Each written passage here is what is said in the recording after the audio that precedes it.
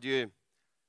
Merci, Pasteur Laurent, merci, Pasteur Olivier, merci à toute l'Église de me laisser l'estrade, le micro et faire confiance pour que je puisse apporter aussi la parole de Dieu. Je suis très heureux d'être parmi vous ce matin et louer le Seigneur ensemble. Hier matin, quand on partait de Clamart pour prendre l'avion, eh bien, on arrivait presque à l'endroit où on devait être aussi pris en charge par une autre voiture. La voiture qui nous a amenés avec notre frère est tombée en panne. Et on s'est dit, c'est quoi ce problème? Ça commence bien, comme tout à l'heure. On ne sait pas, quand on se lève le matin, on ne sait pas ce qui nous arrive, n'est-ce pas? Grâce à Dieu, on est ici. Hier soir, on a fait une réunion en arménien. Et Laurent a appris quelques mots de plus. Tu devrais venir un peu plus souvent aussi, mais je sais que tu le viens.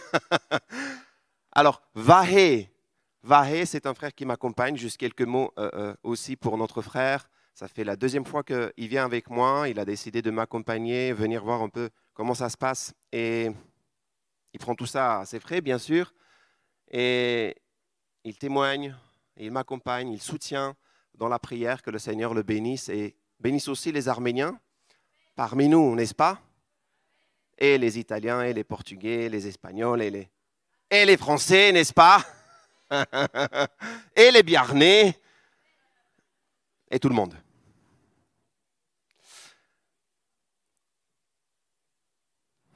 J'attendais celle-là. Et les Africains aussi, bien sûr. En fait, toute la terre. Qui est-ce qui manque là? C'est bon? Qui ça? Les Malgaches. Merci, merci, merci. Ça y est. Merci, merci.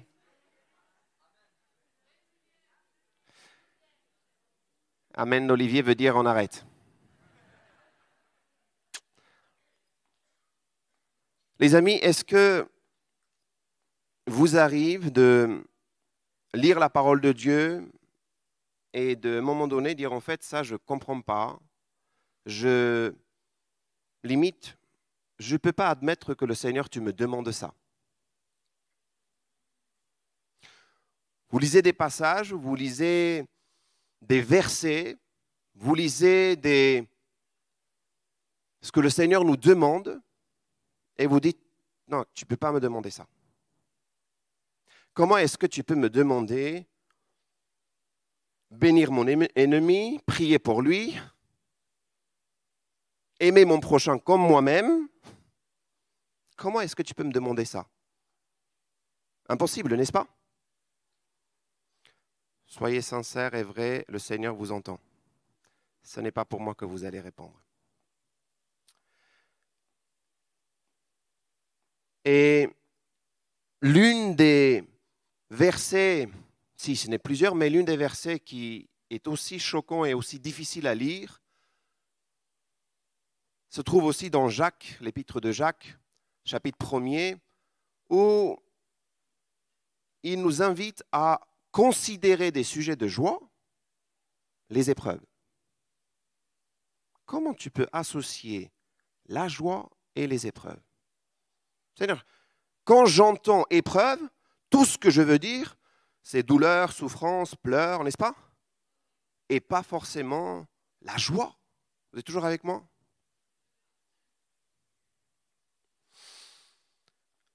Quand je suis dans l'épreuve, je ne vois pas autre chose que ma douleur. Quand je suis dans l'épreuve, je ne peux pas forcément considérer ça comme un sujet de joie. Quand je passe l'épreuve, quand je suis dedans, et c'est peut-être ton cas ce matin.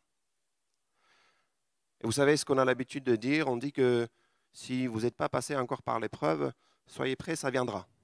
Et ce n'est pas une prophétie. Il y a forcément ces différents cas.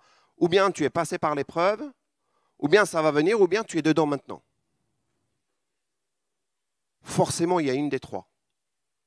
Mais ce qui est sûr, que l'épreuve fait partie de la vie chrétienne. Même si on est avec le Seigneur, l'épreuve existe toujours. Mensonge de dire qu'avec le Seigneur, pas de problème, pas d'épreuve. Mensonge. L'épreuve existe toujours. Voire des fois, s'accentuent quelque part. Parce que l'ennemi n'est pas content. l'ennemi n'est pas content et il va plus quelque part venir nous peut-être chercher de plus quand on va chercher le Seigneur, quand il voit qu'on est vraiment dans cette démarche d'aller chercher le Seigneur, c'est là qu'il voit que quelque chose ne va pas pour lui et il est en train de perdre pied. On va lire dans Jacques chapitre 1er, s'il vous plaît, avec moi.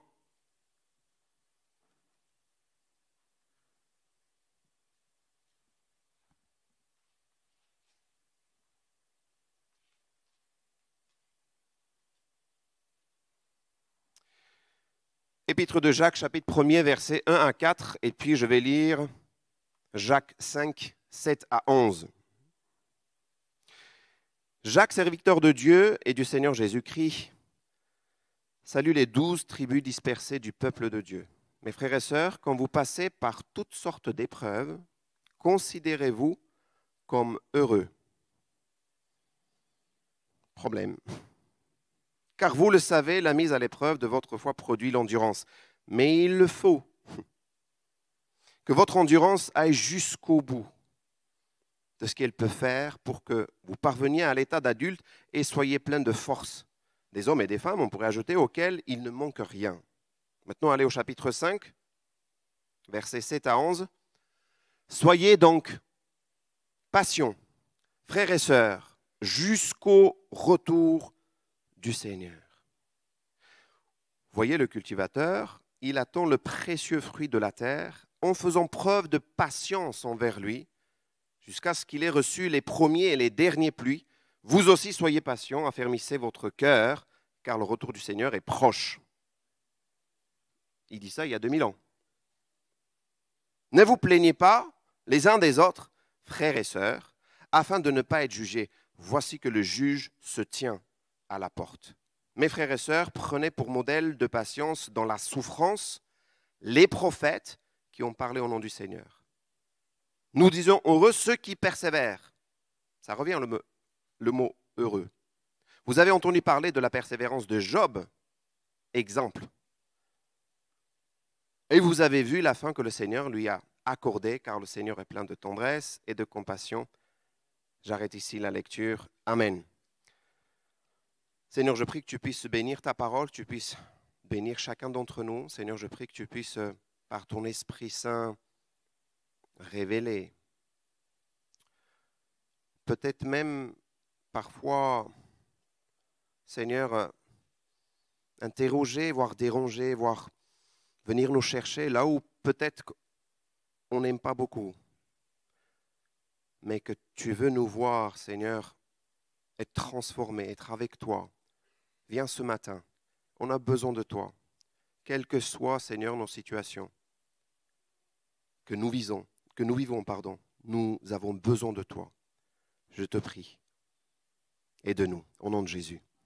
Amen. Vous savez, il ne faut pas faire une étude approfondie, il ne faut pas être un théologien pour comprendre que quand Jacques écrit aux chrétiens, à ce moment-là, les chrétiens sont en train de passer par un temps très, très, très difficile.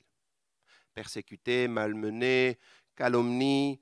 Vous lisez le chapitre 2, vous lisez le chapitre 5, vous lisez l'épître de Jacques, mais il suffit juste de lire un peu l'histoire même pour comprendre que les chrétiens sont persécutés, surtout aussi par ceux qui ont peut-être un peu d'aisance, un peu peut-être richesse.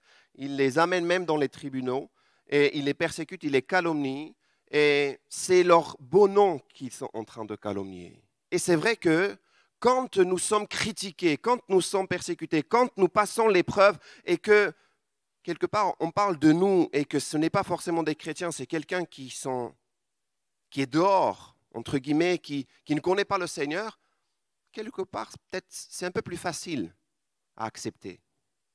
Mais quand c'est dans la maison, là c'est plus difficile. L'épreuve peut être toutes sortes. L'épreuve peut être aussi une douleur dans le corps. L'épreuve peut être aussi la perte d'un proche. L'épreuve peut être aussi dans un conflit, dans le couple, avec les enfants. L'épreuve, toutes sortes d'épreuves. Peut-être tu as perdu ton travail, peut-être tu es en train de voir ou vivre une situation difficile financièrement. Toutes sortes d'épreuves. Et moi j'ai essayé de définir ce que ça veut dire pour moi l'épreuve. L'épreuve, c'est quelque chose qui vient sans te demander. Vous savez, vous faites une commande sur Internet, vous attendez que votre commande arrive, et ce n'est pas ça qui arrive. Une boîte arrive, vous ouvrez, c'est l'épreuve. Le problème, c'est que vous ne commandez pas l'épreuve. Vous ne cherchez pas l'épreuve, n'est-ce pas? Sinon, vous serez, excuse-moi l'expression, maso. On ne cherche pas, on ne veut pas la souffrance. C'est vrai ou pas? Par contre, quand l'épreuve vient, parfois ça vient en plusieurs. 1, 2, 3. Et tu dis, Seigneur, quand est-ce que ça va s'arrêter? Tout ce qu'on a envie de dire à ce moment-là, c'est Seigneur, arrête. Seigneur, je n'en peux plus. Seigneur, je ne peux plus durer cette épreuve. Je ne peux pas avancer comme ça. Tu veux bien mettre pause? Et quand nous lisons des versets, c'est par amour que le Seigneur, non? On est en train de dire, Seigneur, tu veux bien aller aimer quelqu'un d'autre, s'il te plaît, en ce moment? Ce n'est pas vraiment le moment. J'en peux plus là. L'épreuve est telle que parfois, on n'a pas les paroles, on n'a pas les mots. On n'a pas la capacité de même ouvrir sa bouche. Parfois, l'épreuve est telle que ça fait tellement mal. Vous n'avez plus de larmes pour pleurer. Ça pleure intérieur, ça ne se voit pas. Et parfois, on devrait ou on voudrait montrer que tout va bien. Oui, tout va bien, on est chrétien, tout se passe bien. Non, quand ça ne va pas, on peut dire que ça ne va pas. Et il n'y a pas de mal à ça. L'épreuve ou les épreuves, les amis. L'épreuve ou les épreuves, moi, honnêtement, je dirais, c'est plus des épreuves qu'une épreuve. Peut-être qu'une épreuve est plus difficile que les autres épreuves. Mais en fait, ce qui est un point, c'est que l'épreuve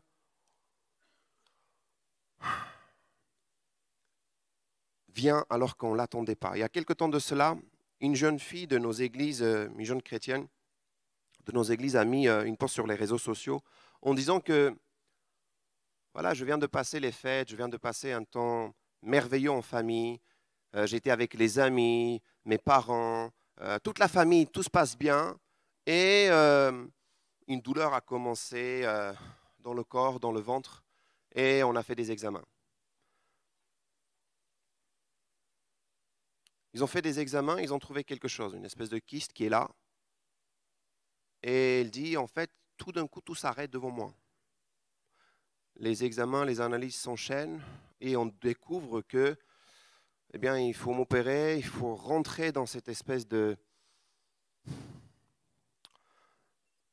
savez, dans ces moments, les portes de l'hôpital, les portes du docteur deviennent comme chez toi, mais tu ne veux pas aller. Ce n'est pas forcément chez toi, mais ça devient très régulier. Elle écrit ce post et je lis, je la connais, je connais la famille. Et tu dis, Seigneur, mais en fait, il n'y a pas forcément de raison, il n'y a pas, mais pourquoi? Ce sont des questions qu'on peut se poser dans l'épreuve. Il dit maintenant, alors que je vous ai écrit, ça fait 2 jours qu'on m'a opéré, il y a de mémoire 32 cm de cicatrices et une ouverture, une opération, et puis derrière, il y a aussi le suivi. Je ne sais pas quand est-ce que ça va se terminer, mais j'ai foi en Dieu. J'ai foi en Dieu.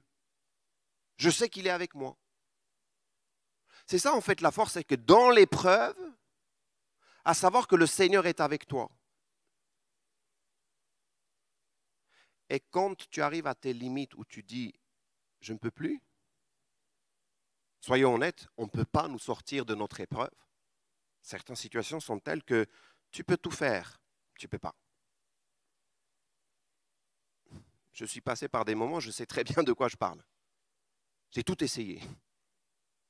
Jusqu'au moment où je dis, Seigneur, je m'abandonne. Ça y est. En fait, le problème, c'est que je ne pouvais même pas dire je m'abandonne puisque j'étais complètement là sans être là. Je vous ai déjà partagé quelques fragments, quelques périodes, quelques passages de ma vie. Et en vérité, peut-être c'est à ce moment-là qu'on réalise que le Seigneur était déjà là. Là où tu arrives à tes limites, là où tu arrives, tu dis je ne peux plus avancer, il vient et il te porte. Il te supporte, dans le bon sens du terme. Porté sur.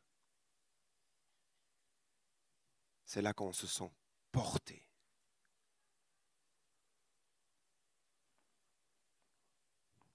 Seigneur, les épreuves sont là et moi je prie que tu puisses nous aider à voir que toi tu étais déjà là et que tu es présent maintenant et que tu seras là tous les jours. Je vous ai dit, les épreuves sont toutes sortes.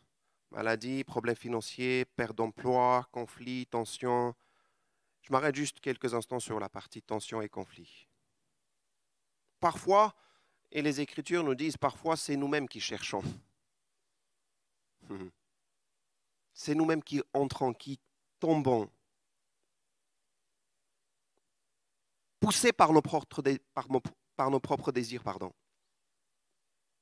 C'est là que je dis, Seigneur, on a besoin d'avoir plus de ta révélation pour qu'on puisse connaître encore qui tu es et qui nous sommes en toi. Parce qu'en vérité, beaucoup de conflits cessent quand nous avons une révélation de qui est le Père et qui nous sommes en lui. Beaucoup de conflits cessent, beaucoup de tensions cessent quand nous avons une révélation du Seigneur, qui il est et qui nous sommes créés à son image, qui est aussi celui qui est à mes côtés, créé à son image. Nous voulons bénir le Seigneur, mais nous maudissons le frère et la sœur, créés à son image. Vous savez, nous continuons à dire ce genre de choses, voire même répéter, nous continuons à entendre ce genre de choses, continuons à réentendre ce genre de choses. Mais en vérité, quand nous cherchons, quand nous prenons du temps, à voir que Seigneur, tu nous as créés à ton image, et si je dis que je suis enfant de Dieu, je suis appelé à être à son image et lui ressembler, n'est-ce pas? Et comment lui ressembler si ce n'est par le fruit de l'esprit que nous pouvons porter, nous pouvons avoir? La paix, la joie, la bienveillance, la maîtrise de soi, n'est-ce pas? La patience. Mais si je fais l'inverse, si c'est le corps, c'est la chair, c'est les œuvres de la chair qui sont présents, là, il y a la bablesse, là, il y a le problème. Je ne dis pas qu'on va être switché, vous savez, d'un côté à l'autre, ça y est, c'est fini. Ce n'est pas ça que je dis. Je dis que quand ça arrive, avons-nous ce discernement, cette capacité spirituelle, je dirais même cette maturité spirituelle, parce que c'est à cela qu'il nous appelle aussi, arriver à ce point d'être des hommes, des femmes faits, adultes, capables de discerner. En fait, là, je suis en train de répandre pour répandre, mais je peux arrêter, voire même des fois, vous savez ce qu'on fait? On fait des prières. Seigneur, montre-lui qu'il comprenne, qu'elle comprenne. Seigneur, révèle. Mais en fait, c'est à toi que le Seigneur veut parler. Et pourquoi nous ne pouvons pas, les amis, encore une fois, j'essaye, j'avance, je grandis petit à petit aussi, j'avance avec le Seigneur et ça m'arrive de faire des erreurs aussi. Et encore aujourd'hui, je ferai, parce qu'on resterait toujours des humains quelque part. Il n'y aura pas des ailes qui vont pousser derrière, n'est-ce pas? D'accord? On ne serait pas des dieux, entre guillemets. Non, on est des humains. Et ça va avec. Ça va très bien avec. Et quand je dis, Seigneur, ce qui m'est cher maintenant, c'est ma relation avec la personne qui est en face de moi. Et ça peut être mon frère, ma soeur, ça peut être mon épouse, ça peut être mes enfants, ça peut être mes amis, ça peut être mes frères et sœurs. Ce qui compte le plus, c'est ma relation avec. Et pas si j'ai raison ou pas.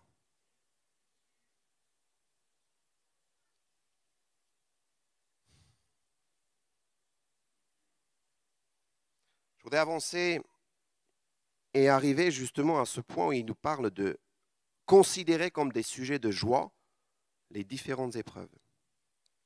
Comme je le disais, on ne peut pas associer, nous, à notre niveau, épreuve et joie. malheur, bonheur. Ça ne va pas avec. Pour vous, ça va quand vous lisez? Vous n'avez pas de souci avec? Moi, j'ai des problèmes.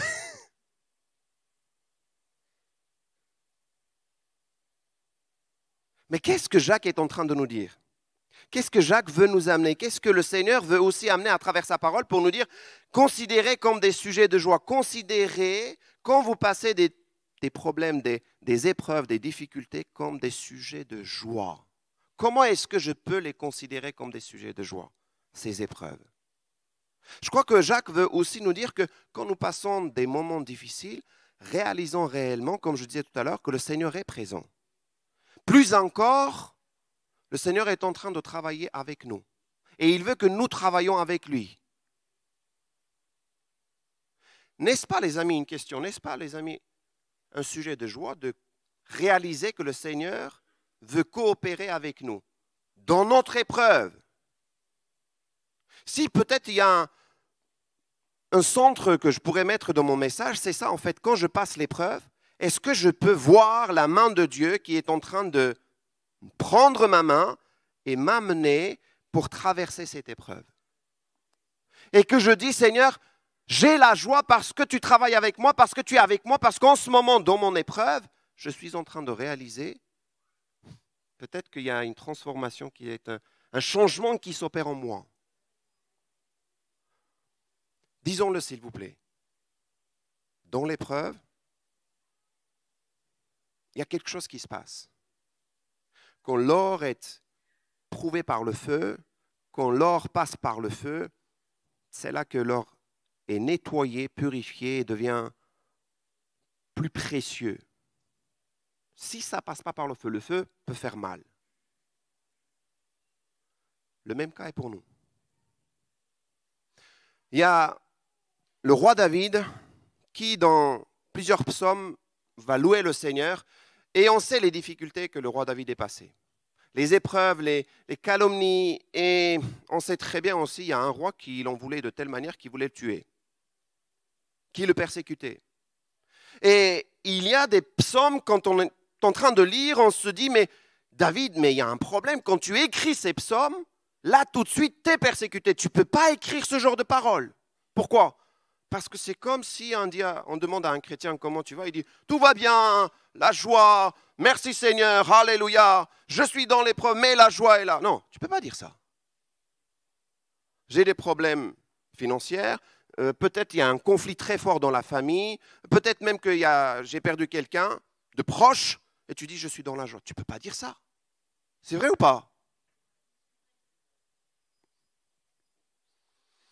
Je ne sais pas si je vous ai raconté ce qui s'est passé dans notre église dans la région parisienne. Une de nos sœurs, alors qu'elle sortait le matin et elle allait au travail, elle dit au revoir à son fils. Et elle me raconte ça, elle me dit ça. Elle me dit, pasteur, je lui ai dit au revoir et puis je devais rentrer et on allait manger ensemble. Mais en fait, je suis rentré, il n'était pas là. Et à un moment donné, j'entends que quelqu'un frappe à la porte. J'ouvre, c'est la police. La police est là et puis la police tend une carte d'identité avec du sang. Dit, est-ce que ça vous appartient? Est-ce que c'est votre enfant? Son garçon de 22 ans vient d'être tué accidentellement. C'est fini. À l'âge de 22 ans. Elle me dit, pasteur, je ne sais pas ce qui s'est passé, j'arrive pas. Vous expliquer, je ne crois pas, je ne peux pas écouter ce qu'il dit. En plus, c'était fait de manière pas si correcte que ça, pas si empathique que ça, et pas avec amour, mais c'était fait comme ça, très froidement, et je ne sais plus quoi faire, prendre la carte et écouter, je ne crois pas. Est-ce que je peux aller voir? Non, vous ne pouvez pas. En plus, vous ne pouvez pas le faire. Pendant de longs jours, longues semaines, elle n'a même pas pu voir son fils parce qu'il y avait une procédure. Il dit, pasteur, vous connaissez ce chant qui est repris dans le passage biblique, Seigneur a donné, Seigneur a repris, que le nom du Seigneur soit béni. Il dit, pasteur, vous savez, ce chant, j'avais l'habitude de chanter. Mais aujourd'hui, quand je chante, mon cœur pleure. Je ne peux pas chanter comme ça facilement. Il m'a demandé de faire la louange. Elle commence à faire la louange. Ça fait plus de 2 ans et demi que l'histoire est passée. Elle continue à faire la louange. Et quand on se voit, quand je la vois, quand je lui dis comment ça se passe, comment tu vas aujourd'hui, elle ne cache pas, elle dit que ça ne va pas très bien. Mais elle dit avec le Seigneur, j'arrive à continuer. Vous savez, c'est dans ces moments-là qu'il ne faut pas dire, écoute, ça va aller, le Seigneur est là. On peut pas entendre en fait. On ne peut pas entendre ce genre de... C'est là peut-être des moments où il faut se taire, tais-toi. Tu as toutes les paroles pour bénir, pour prendre soin et tout ça. Non, non, non, tais-toi. Juste sois là. Comme à un moment donné, les amis de Job avaient compris, ils étaient là dans le silence plusieurs jours et au moment où ils ont ouvert la bouche, c'est là qu'il fallait pas. Mais ce que j'aime chez cette sœur, c'est qu'elle dit, pasteur, ça ne va pas, mais on essaye d'avancer. J'ai une fille. Il faut que je continue. Sa maman vient à l'église, elle a plus de 84 ans. Elle vient le dimanche matin très tôt, elle prie. Elle me dit, pasteur, vous savez, j'ai une famille grande, mais j'ai aussi une responsabilité, je dois prier. Il dit, mon petit-fils est parti. J'ai ma fille, des fois je la vois, j'essaye de l'aider, mais en fait moi aussi je pleure. C'est difficile aussi pour moi. Mais je sais que le Seigneur est en train de peut-être aussi travailler. Moi je veux continuer à avancer avec le Seigneur. Je disais que le roi David, quand il passe par ces moments difficiles, quand il est poursuivi, persécuté par le roi Saül, il écrit des psaumes, on est en train de dire, non mais tu es en train de... C'est de l'hypocrisie ce que tu fais là. Tu dis, tu as la joie, tu aimes bénir le Seigneur, alléluia, mais comment tu peux dire ça? Tu as la joie, tu cries et tout ça, alors que tu es en train de persécuter, on veut ta mort, comment tu peux faire ça? À un moment donné même, il va se montrer comme un fou.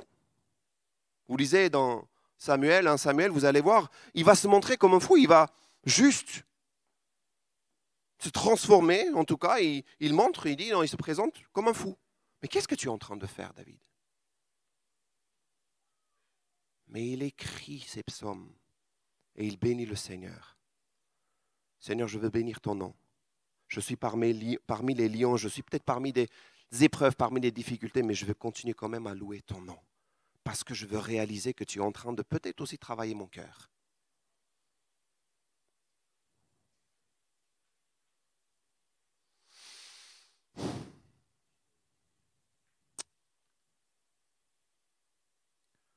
Je crois que quand on réalise réellement que le Seigneur est en train de travailler dans mon épreuve, mon cœur, mon être, les choses deviennent autrement. Vous savez, ce que Jacques nous essaye de dire, ce n'est pas les épreuves sont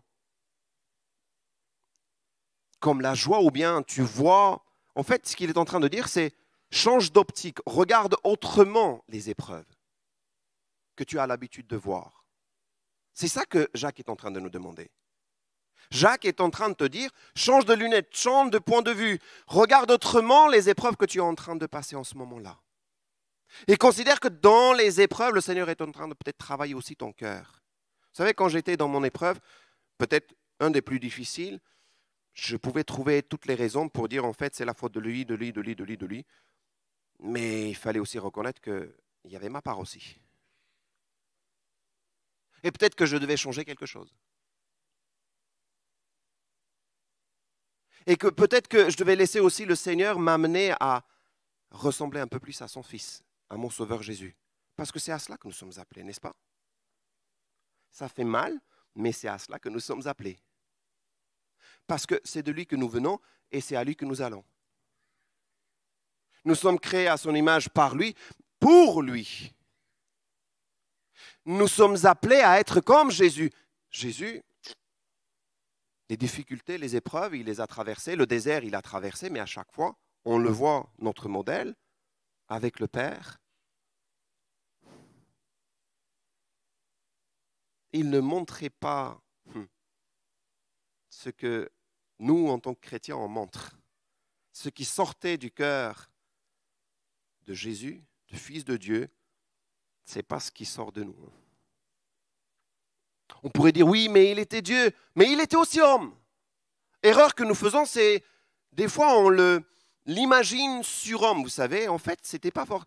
Si on ne considère pas qu'il était pleinement homme, on passe à côté d'un fait très fort, théologiquement et bibliquement parlant, parce que s'il n'était pas pleinement homme, son sacrifice ne serait pas juste, ne serait pas accepté. Il a été tenté, il a souffert, il a été dans la fatigue. Oui, il a été trahi. Vous savez, parfois, quand on est trahi, quand on est rejeté, quand on n'est pas compris, quand on est critiqué, quand on passe aussi les épreuves, on est en train de dire, Seigneur, franchement, pourquoi tu me fais ça? Mais on oublie que si Jésus a vécu ça, qui je suis? Il n'y a pas très longtemps, j'ai dû dire à une personne que tu sais, c'est quelque part normal de traverser ces moments, de connaître tout cela. Mais de ne pas, comme Jacques nous dit, de ne pas juger, de ne pas refaire ou faire la même chose qu'on nous fait. Mais puisque nous sommes dans l'épreuve, puisque le Seigneur a permis, parce que rien n'échappe à notre Seigneur, il est souverain, s'il permet, c'est qu'il y a une raison. Et la raison n'est pas toujours « oh, j'ai raison, c'est l'autre qui doit comprendre quelque chose », ou bien, en fait, ce qui m'arrive, oui, parfois il y a des choses qui arrivent, on n'explique pas, ça ne s'explique pas, les amis. Ça tombe, ça vient.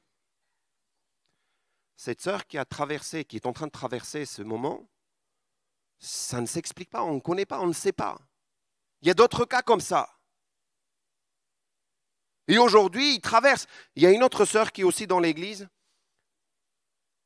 Sa maman, elle tombe malade, on ne sait pas ce qu'elle a, on ne sait pas si c'est quoi ce qu'elle traverse. On ne sait pas, mais elle a des comportements, bref, ça ne s'explique pas. Cette sœur est devenue presque la maman, de sa mère. Et parfois, quand je lui parle, quand on est à l'église avec mon épouse, on essaye de parler, sans qu'elle dise quelque chose, elle pleure, elle n'arrive pas à expliquer, elle ne peut pas, des fois elle est épuisée. Mais vous savez, ce que j'aime, c'est qu'elle dit, je vais continuer, il doit y avoir une raison à cela. Le Seigneur sait ce qu'il fait, je lui fais confiance. C'est vrai, je ne sais pas, mais ce que je sais, c'est que lui, il sait. Je lui fais confiance. Tu passes par l'épreuve maintenant, tu ne sais pas, tu ne connais pas la raison, fais-lui confiance. Donne-lui, abandonne-lui, donne-lui toute chose. Et demande-lui de t'aider, même dans cela. Vous savez, parce que parfois on n'arrive même pas à faire le pas de dire, ok, je te donne ça. Demande au Seigneur, parce que quand il nous demande de faire quelque chose et que c'est difficile, voire impossible pour nous, vous savez pourquoi il fait ça? Savez-vous pourquoi il fait ça? C'est parce qu'il veut que, quand on comprend qu'on ne peut pas, qu'on aille lui demander à lui, à celui qui peut tout. Parce que justement, c'est cette relation qu'il cherche. Dans l'épreuve, il veut qu'il y ait cette relation intime que je dis, oh, papa, j'ai besoin de toi, viens, prends ma main, je vais marcher avec toi et fais-moi grandir, je veux ressembler plus à ton fils. C'est ça qu'il veut, le Seigneur, dans ces moments-là aussi. Coopérer avec toi, marcher avec toi, t'amener encore plus, qu'il révèle qui il est. Quand on étudie la parole de Dieu, on voit que des hommes, des femmes de Dieu ont découvert qui est Dieu dans les moments difficiles. C'est là qu'ils ont découvert qui est Dieu. Le Dieu tout-puissant, le Dieu qui pourvoit. Certains commentateurs disent que Moïse, quand il écrit ce genre de nom de Dieu, c'est parce qu'il a traversé justement des moments difficiles. C'est là qu'il a découvert qu'en fait, ce n'est pas seulement le Dieu éternel, c'est aussi le Dieu qui pourvoit. S'il ne passait pas ces épreuves, il ne pouvait pas écrire. Il ne pouvait pas avoir la révélation. S'il a ces révélations, c'est parce qu'il a traversé. Alors, une des personnes qui a été peut-être plus critiquée, c'était aussi Moïse. Quelle patience. Critiqué, mais d'autres épreuves aussi, il a vécu, pas que de la part du peuple, même dans sa famille. Jusqu'au dernier moment. On voulait lui dire, écoute, tu nous as amenés jusqu'ici, maintenant c'est fini, tu t'arrêtes, on veut prendre un autre leader et puis on va repartir en Égypte. Comment ça? On a traversé tout ça et tu nous dis, fini? Et ce n'étaient pas des gars, ce n'étaient pas des personnes juste quelqu'un quelque part, c'était aussi des leaders, c'était aussi des personnes qu'on écoutait. Donc, ils ramassaient d'autres personnes quand ils disaient, les autres écoutaient. Des dizaines, des centaines de personnes. Et Moïse, il y a plusieurs reprises à qui Dieu dit, écoute, pose-toi, je vais leur montrer. Vous savez ce que Moïse fait? Seigneur, fais pas ça, s'il te plaît. Toujours parce qu'il a une relation avec le Père, toujours parce qu'il a une relation avec le Seigneur, il dit non, non, non, non, fais pas ça. Qu'est-ce qu'on va dire de toi? Ne fais pas ça. Et lui qui est critiqué, lui qui est peut-être aussi derrière malmené, non, il veut toujours et encore pour le peuple, prie, intercède pour le peuple, mais rester dans la volonté de Dieu. Je voudrais terminer ce matin avec un exemple. Ma fille, elle joue du violon. Pour ceux qui ont des enfants ou pour ceux qui jouent du violon, je pense comprendront aussi. Un jour, elle vient, elle me dit, papa, j'ai cassé une corde, il y a une corde qui s'est cassée. Et elle me dit, papa, tu veux bien réparer? Et moi, le papa fort que je suis, je dis, mais bien sûr, chérie, je vais faire ça tout de suite. Pas de problème. Tu parles. Je ne sais même pas faire ça. Donc, qu'est-ce que je fais? Je vais demander, je vais faire appel à un ami. Certains l'appellent Goulou Goulou. D'autres appellent Google. Et je tape un tuto pour réparer une corde cassée. Et je regarde le tuto. Quand je regarde le tuto, vous savez ce qui est intéressant, c'est qu'on apprend des choses aussi, hein, n'est-ce pas? Et j'ai appris plusieurs choses. Le tuto me disait que quand vous changez la corde, vous devez bien serrer, mais avec le temps, vous devez encore resserrer. Parce que ça se dessert. De temps en temps, il faut encore resserrer. Et quand j'ai écouté le tuto, j'étais en train de préparer ce message. Alors, ça fait un moment que j'ai ce message. Mais je disais, mais Seigneur, est-ce que tu es en train de me parler? Parce que je suis en train de préparer ton message et ma fille vient. Rien n'échappe aux yeux de Dieu. Et il y a des choses qui arrivent parfois. Est-ce qu'on est capable justement de voir pourquoi ces choses arrivent? Et le tuto me disait, en fait, il faut les serrer. Avec le temps, il faut encore resserrer. C'est là que je dis, mais Seigneur, quand on passe l'épreuve, parfois on voudrait que ça se desserre. Laisse-nous tranquille. Il n'y a pas un temps où on peut... Laisse-nous tranquille. Mais en fait, non, il faut resserrer encore. Et ensuite, il parle de l'accorder avec les autres. OK. Et ensuite, il disait que vous allez voir qu'au début, le son n'est pas le même. Et avec le temps, le son va s'améliorer. Parce qu'il y a ça va frotter avec l'archet, il y a une relation, il y a quelque chose qui se passe. Et avec le temps, le son va changer. Je dis, Seigneur, comment ça? Je suis en train de passer l'épreuve, je suis en train de pleurer, crier. Donc ça va encore être mal, je vais me sentir encore mal, je vais pleurer encore et avec le temps, ça va s'améliorer. Oui, ça va s'améliorer. Parce que je vais ressembler à Christ. Parce que ce son qui va sortir de ce violon, ce son qui va sortir de ton cœur, l'esprit qui va t'amener à lui ressembler encore plus, le fruit qui va sortir, si tu marches bien sûr avec lui, accorder avec lui, le laisser le divin musicien, le suprême, le tout-puissant, le parfait musicien, faire ce travail, on va lui ressembler. Seigneur, alors, viens peut-être, oui, m'accorder, viens peut-être, oui, dans des moments, viens m'aider pour que le son qui sort de ma bouche soit pour ta gloire. pour que ce que je pense, ce que je dis, soit poussé par toi, par ton Esprit Saint, et pas par ma chair. Que ton nom soit loué, Seigneur. Amen. On peut se lever, s'il vous plaît, on va prier.